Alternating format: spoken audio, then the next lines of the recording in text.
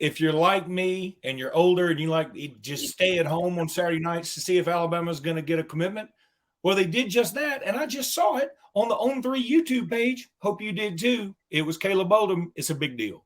You are Locked On Bama, your daily podcast on the Alabama Crimson Tide. Part of the Locked On Podcast Network, your team every day.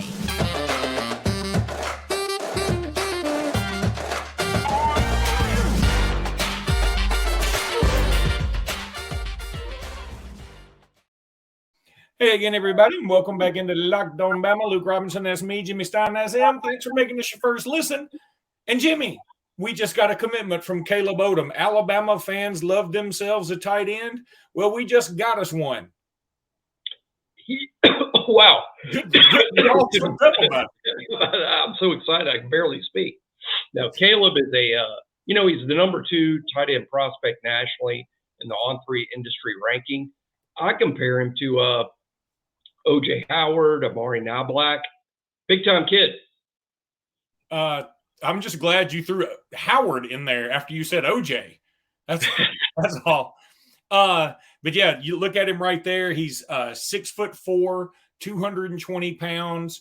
I mean, look, here's another picture of him right here for those that are on the YouTube channel. He's a little thin. I'm not going to deny he's a little thin. But he's one of those go up and get it guys. Let me tell you guys something that's fun. I don't normally say this about a football commitment. If you want to get excited about Caleb Odom, go to YouTube and type in Caleb Odom basketball. This man lives above the rim. He loves to dunk on people and embarrass people. And a little bit of Nick Pringle in that guy. He really does. I mean, it's sort of like dunks it really hard, then hangs on the rim, tests its strength, has people under him that are embarrassed and they give up basketball almost immediately. He's a dude, man, and his football highlights are pretty doggone good too. He will go up and get the ball. He is much more of a weapon. Now, again, I'm going to put his picture up one more time. He doesn't look like he's what we'd call a blocker. This isn't Trenton McCall, Right. Steve Buskey for people who remember old school Alabama tight ends. Steve Buskey, that's pretty good. No, really, you mentioned he's thin. You showed his photo. He is 6'4", 220 per the On3 database, 6'4", 220, right? Well, at the time, the day he committed to Alabama, O.J. Howard was listed as 6'5", 221. Amari Niblack was listed at 6'4", 220. And Amari Niblack, just this week, he's only been on campus 18 months. Amari put up on his Instagram page that he was up to 240. He's only been here 18 months. So Caleb Odom is not a wide receiver prospect that you're like, hey, let's just feed him a bunch of peanut butter and see what happens. No, I mean, there's a lot that goes into whether what position you're going to play. Your positional in terms of like your positional versatility, your positional projectability is probably the best word. And it's thought by all of these schools. Everyone recruited Caleb Odom as a tight end. So it's thought that he's going to gain considerable weight when he's in college. He's got that sort of frame, that sort of DNA, that sort of family history where it's thought that he's going to end up being a 235, 245-pound player. So the fact that he's 220 right now doesn't really mean a lot to Alabama, nor any of these schools that recruited him. Everyone recruited him as a tight end. And, of course, as to whether he's going to be a great player or not, a lot of that's going to depend on, how his game translates to playing a physical position at the line of scrimmage. We all know he can line up wide and catch the ball, and that's why he's per On3 industry ranking the number 2 tight end prospect in America. And it'll be up to him to gain some weight, gain some mass, become a good blocker at the line of scrimmage. But O.J. Howard did it. Amari Niblack's in the process of doing it. Here's another guy out of the blue, not an Alabama guy, but those of you who watch the NFL. How about this, Luke? At the same stage, Mark Andrews of the Baltimore Ravens, who was an Oklahoma Sooners All-American, 6'4", 215 at the day he committed to Oklahoma. And so Caleb Odom's real similar build, similar prospect to those guys. Let's just hope it works out as good for Caleb as it did for OJ and Mark Andrews, both of whom were first-round picks in the NFL draft. couple of things. First of all, I did watch it on the On3 YouTube page.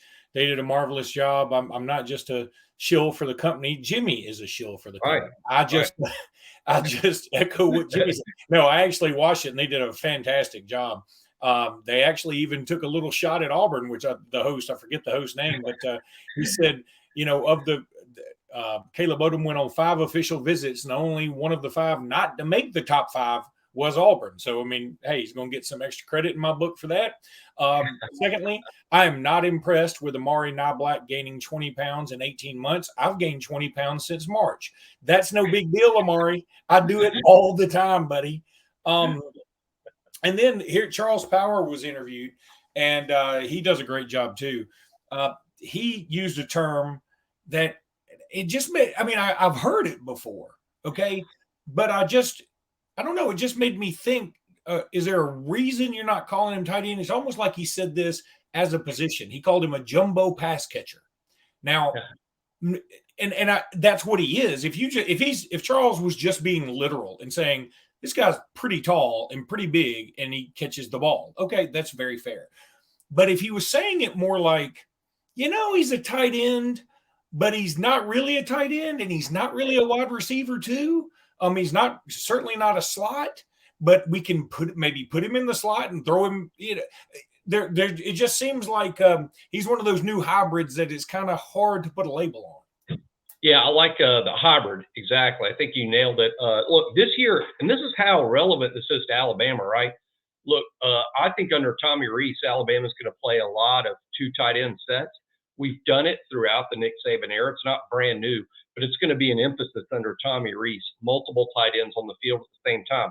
Generally, when that happens, to get all X's and O's on you guys, one plays what coaches refer to as the Y position. That is a tight end that lines up on the line of scrimmage next to the tackle.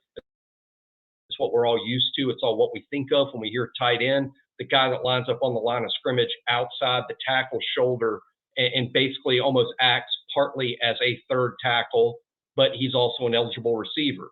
Well, there's another tight end position in the Alabama offense, and this isn't, unique to Alabama, but it's what Alabama does, that Alabama calls the H position.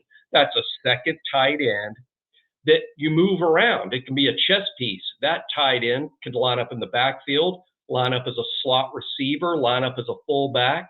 You move him around. You try to get him open. You try to find like some sort of mismatch when the other team gets a linebacker on him. That's how Alabama often played O.J. Howard. It's how Alabama's playing with Amari Niblack now. And I think that's where Caleb Odom projects for Alabama, an H guy that you move around trying to find mismatches. Now, here's the deal. You can't make it a tell. You can't say, well, when the big tight end's in, Alabama's going to run the ball. When the little tight end's in, Alabama's going to throw the ball. If you make it that simple, even, the most elementary of opposing coaches can figure you out. So you got to mix it up, and you have to be versatile. So for Caleb Odom to be a great player at Alabama, yeah, he's going to be the move tight end, but you got to gain considerable weight and mass and be a real tight end and be a threat as a run blocker so he can get on the field. But that's exactly how to describe Caleb Odom, a move tight end, a chess piece. And I like the comps to O.J. Howard. I think it's real, it's accurate. But the best comps are to Amari Niblack. He's on the team now. He hasn't had a chance to be a hugely productive player yet, but I think we all predict that for Amari over the next 2 or 3 years. Caleb's real similar to him. Amari had an interesting tweet today. He said, I've always been a dog. I was just a puppy last year or something like that. That's kind of funny. Jimmy, I need to tell everybody. I need to tell everybody about FanDuel now. You need to go out there and take your first swing at betting on Major League Baseball on FanDuel and get 10 times your first bet amount in bonus bets. That's up to $200. That's right. Just bet $20 and you'll land $200 in bonus bets, win or lose. And you know what? If I were you, I'd go bet on the Braves because even though I hate them, they keep winning. They're never going to lose again. It's just free money at FanDuel if you take the Braves, apparently, allegedly. That's $200 you can spend betting everything from the money line to the over-under to who you think is going to have the first home run or strikeout or whatever. FanDuel's got all these fun side bets you can do. Go check it out. It's on an app that's safe, secure, and super easy to use. Plus, when you win, you get paid instantly. That is awesome. For anybody out there who's ever gambled, you know this. You know how cool it is to get paid instantly.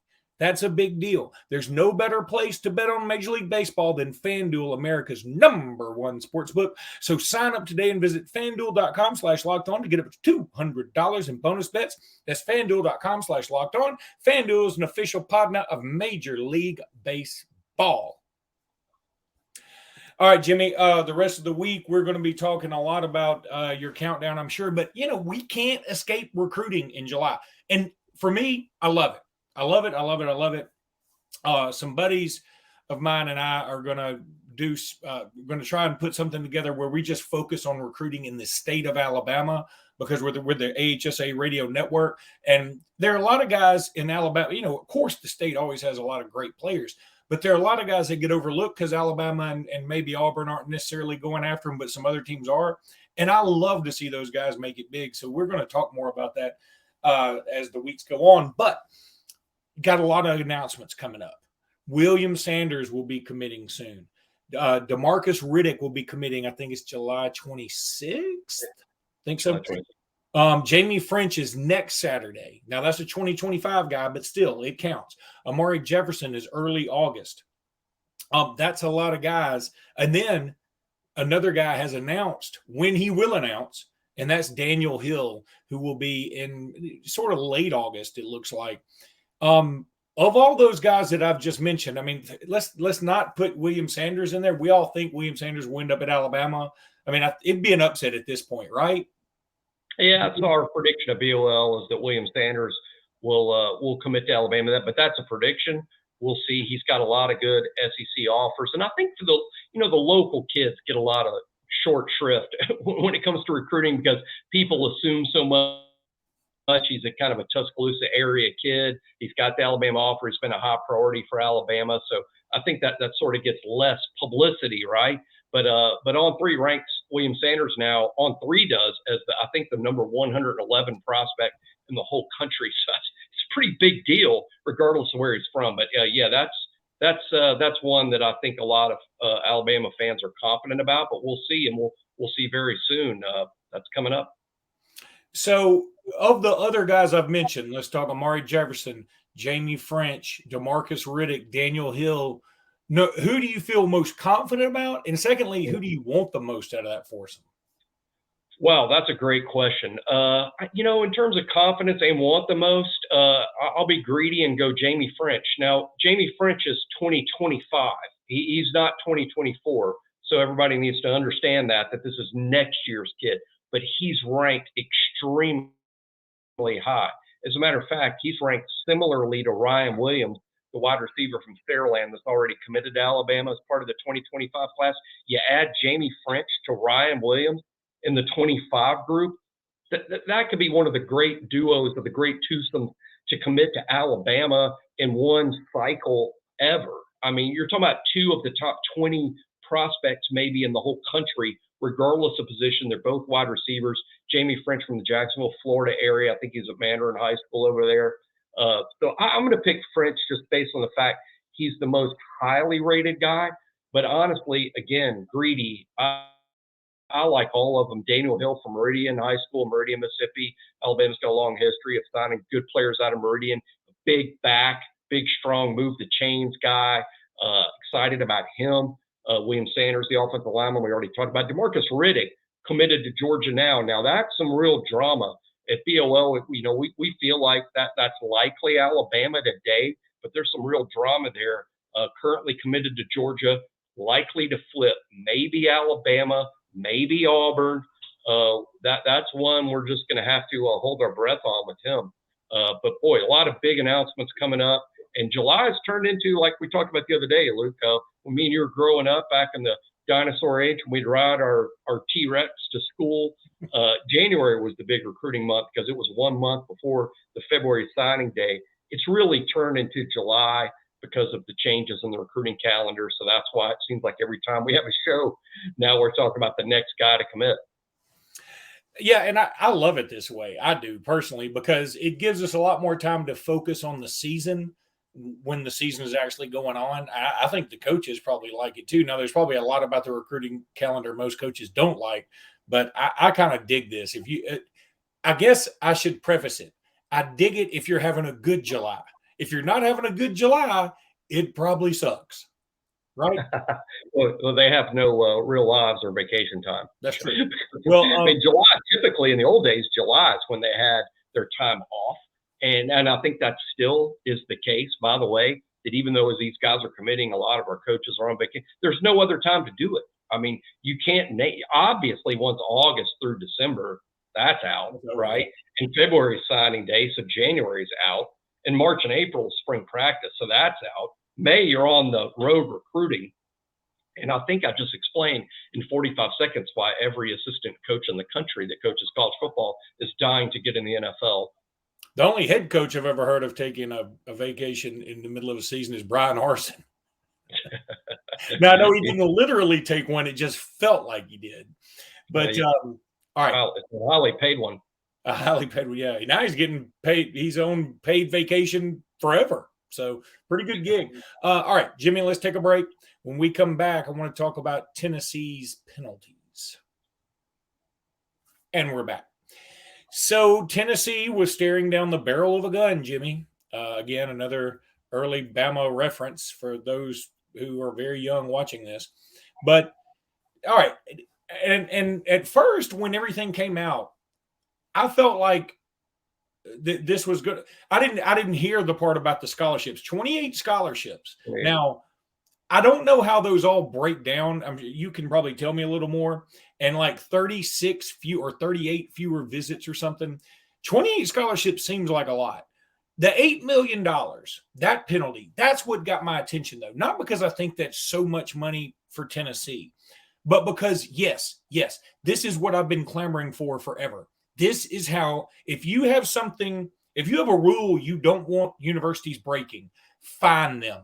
Don't vacate wins, which, by the way, I just read that this is something else. Like, apparently this is coming out in a slow trip. They're vacating some wins. They only had 11 wins. They're vacating their handful of wins, yes. I mean, it's so stupid. First of all, you played the game. The game was played. I'll say this again. It's stupid to do that. The game was played, and you cheapen whoever was on that team. You cheapen the whole moment. You cheapen the fans' experience. It's like it just didn't happen. But I was happy that they fined them. Now, here's my thing. I would probably say, okay, instead of doing the 28 scholarships, because here's my thing. You're depriving kids of an opportunity to go to a university. I don't want to do that. College is too expensive. I'm paying for one right now. If my son couldn't go to Arizona State because they were like, sorry, son, we got to start cutting some scholarships. And I know this is all very hypothetical. Just bear with me. We got to start cutting some scholarships because we just got penalized by the NCAA. It would bother me. I mean, it's not, you're not hurting Arizona State. You're hurting my son. And so if you want to punish the people that did the wrong thing, hit them in their pocketbook. And that'll do two things. That'll punish the right people, and it'll dang sure be a deterrent. Because if you ever want to get me to stop doing something, charge me for it. Yeah, that's funny. And true. And I like the fines too. I've always vacating wins is just, it's incredibly dumb. I mean, it's no penalty. It's no penalty, and it insults everyone. By the way, when you've rented hotel rooms and you went to the game that weekend and you bought tickets and you bought your tailgate food and you spent your whole time, do you get your money back when that win is vacated? We all saw the game. We all saw that. It's just so NCAA dumb. I do like the fines much better. I will say though, the rhyme and reason behind these fines is Tennessee famously, as part of their penalties, Luke, did not get a bowl ban, which is typical when the NCAA brings the hammer down, and they did in this case. There's a big hammer here. Typically, that involves a bowl ban, like you can't go to a bowl. The NCAA didn't do that, but by fining Tennessee $8 million, that figure is traced to this. It's estimated that in the past 2 bowl seasons, Tennessee has profited roughly $8 million by making bowls. So they're basically giving back the bowl money that they've made the past 2 years, and that's where the $8 million fine comes from. The 28 lost scholarships is a big penalty. The loss of official visits is a big penalty. But real quickly, for those Alabama fans that are as old as Luke and I, who kind of grew up with black and white photos, that's how old we are. But those who grew up, and went through those Alabama penalties back in 2002, here's a huge difference. When Alabama was under investigation and ended up losing over 20 scholarships as a result of the 2002 investigation, Alabama had a really difficult time recruiting quality players through that period, both during the investigation and when the sanctions were announced. Well, during this investigation, what happened? NIL. And Tennessee, smartly, I'm not criticizing at all. Tennessee has a very ambitious and aggressive NIL program, which included the first most famous NIL payment to the quarterback, Nico Iamaleava from California, who's now a freshman at Tennessee, reportedly, and I'm using quotation marks, reportedly paid as much as $8 million. Because of how aggressive Tennessee is in NIL, they did not suffer any sort of downturn in their recruiting during the investigation or the sanctions, because now we have NIL and now Tennessee can do these things legally. So they were quite aggressive. And I think the overall impact of these sanctions on the University of Tennessee won't be nearly as severe as they were on Alabama back in roughly 2002. They are significant as it relates to Jeremy Pruitt, who was the head coach at Tennessee, given a 6-year show cause. How about this? When our people say, hey, that's unprecedented, they didn't read the whole order. The recruiting director at Tennessee during that period of time that Jeremy was there in the same order was given a 10-year show cause. So other assistant coaches were given multiple, different assistants were given 3-year show causes. So they really came down hard on the coaches that were specifically named in the order. And now anyone anticipating Jeremy Pruitt being part of the Alabama football staff soon, it doesn't appear on the surface that that's going to happen. No, and look, I was for it for a while when all the NIL stuff happened. I was like, hey, it's sort of legal, but now I think he's kind of untouchable. And I think if it ever was up in the air about it, I think Alabama made the right call there. But again, I want to reiterate that I hate punishments like, I hear a lot of Auburn folks complain about 93 where they weren't on TV. You know who that really hurt? Everybody who was playing Auburn. Because right. Especially if it was in Auburn, you didn't get to go see your team. And so those are the kind of punishments that the NCAA needs to think about and say, oh, wait a minute, who are we really hurting here? We're hurting kids when we take away scholarships. We're hurting other fans when we take away TV. So what's the best thing we can do? What's the one constant? The one constant is that Tennessee was there and they're still there. So you can punish them, make them pay money. And here's my only question. Maybe you know this, Jimmy. Where does the money go? When they're fined by the NCAA, it goes to the NCAA and then distributed to NCAA charities. The NCAA does not pocket that money. I know some people think, oh, this is the NCAA's way of. The NCAA does not pocket money that they fine schools for. It's dispersed primarily to charities. But this is my thing, and I don't think this will ever happen, probably because it's too simple and makes too much logic. But the schools will never agree to this. But this should be what happens in the future when schools are caught violating competitive balance rules, and a school has taken shortcuts or paid players like they shouldn't. They should be fined. It should never be vacating wins. It should never be, hey, you can't play on TV. It should never be, you can't offer scholarships to children that need them. That's crazy. This should be what happens. Tennessee, if you violate the rules and you break the rules because you're making shortcuts, you're going to be fined, and the money is going to go to the collectives of your conference brethren. Ooh. So like, you broke the rules. Now we're fining you the $8 million. And that money is going to be divided equally between all the other schools in the SEC and paid to their collective to help them recruit against you. And I think that sort of thing, it's just a proper type of deterrence. That's a real deterrence. That's bet you are like, we broke the rules and now we got to help Alabama and Auburn and LSU recruit. Yes, exactly. That's funny. I think that'd be funny because like they're doling out the money. You know, Alabama, here's your collective money. A&M, here's your collective money. Georgia, here's yours. And Vanderbilt goes, yeah. If we don't have a collective, can we just use it for beer money? I mean, is that cool? Because we kind of don't have one. So, all right, that's going to do it for today. Appreciate you guys. Thank you for making us your first listen. You guys are the best. We'll be back tomorrow evening, probably, because I got to drive to Pittsburgh. Yes, that one. And we'll be back then. Until then, roll tide, everybody. Roll tide.